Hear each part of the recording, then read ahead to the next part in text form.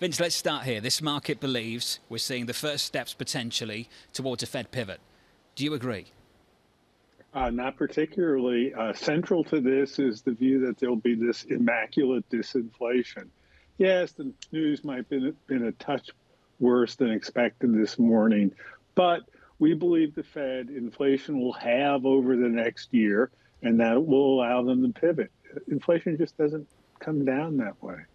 So, Vince, which is it? Is the economy doing really well or is it not? In other words, I'm trying to parse out the equity move. Some people are accusing me of just being bearish no matter what, which maybe you can, accuse me of whatever you want. But if the economy is weakening, we have a Fed that is willing to potentially curtail that. If they continue with their rate hikes, do you think that they are going to cause a recession by design, as Jay Powell seemed to be sort of not suggesting but hinting that there was a risk?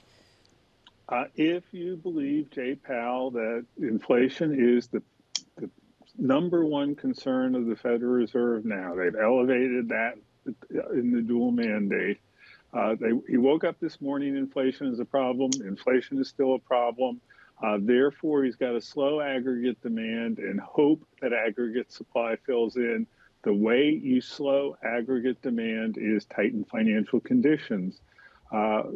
We don't have slow enough aggregate demand yet. It doesn't seem to be slowing enough in train. And we got mixed evidence that aggregate supply is filling in. So he needs tighter financial conditions. What data is the Federal Reserve going to be looking at in their data dependency? I think the answer is always all of it.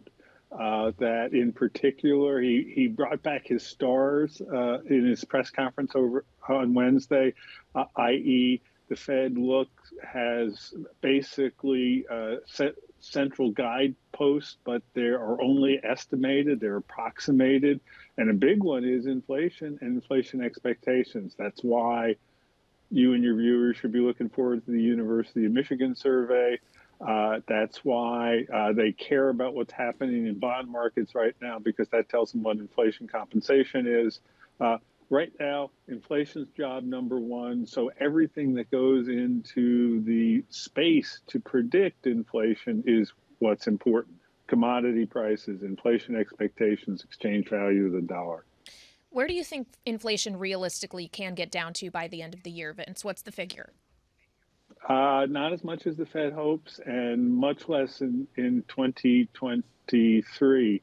I think that we'll get a modest uptick in the unemployment rate. Demand really is going to be slowing, and inflation is going to be off a percentage point and a half, or even two. Talking about the PCE index, so we're in the high fives. The Fed is forecasted not outlandish for 2022. It's going to be more persistent next year because we have so much inertia.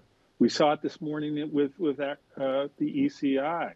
The ECI wasn't as much looking forward to future inflation. It was trying to catch up to past erosion to purchasing power.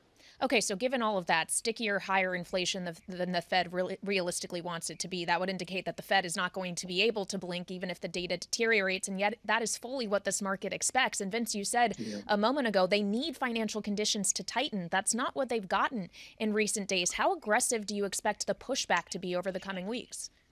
I think they're going to have to push back. To be honest, I was a little disappointed in Chair Powell on Wednesday. He seemed to be accepting of where markets were right then and there.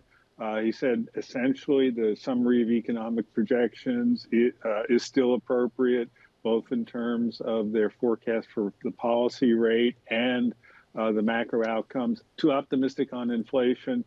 Essentially, right now, markets believe the ends to what the Fed wants, lower inflation.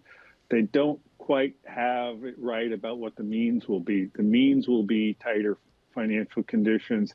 If you tightened 75 basis points and financial conditions are easier, something went wrong, and you're going to have to push back. Vincent, just quickly here, from your perspective, how much would inflation have to come down for the Fed to truly pivot? I think at that point is going to be important about the other part of the dual mandate. Where's the unemployment rate? If inflation has come down a lot, it probably means the unemployment rate is going up. As inflation gets closer to their goal, they can put more weight to their other goal, maximum employment. Unemployment rate starts rising, they will pivot. In our forecast, we think the Fed declares victory a little earlier. Remember, Paul Volcker did too. If inflation is notably lower in 2023, i.e. still in the threes, but maybe not at goal, the Fed will connect dots that says it was lower now than it was 6 months ago, then 6 months before that. We're headed in the right direction. Now's the time to worry about activity. However, you don't get the slowing of activity. You don't get that decline in inflation unless you get tighter financial conditions now.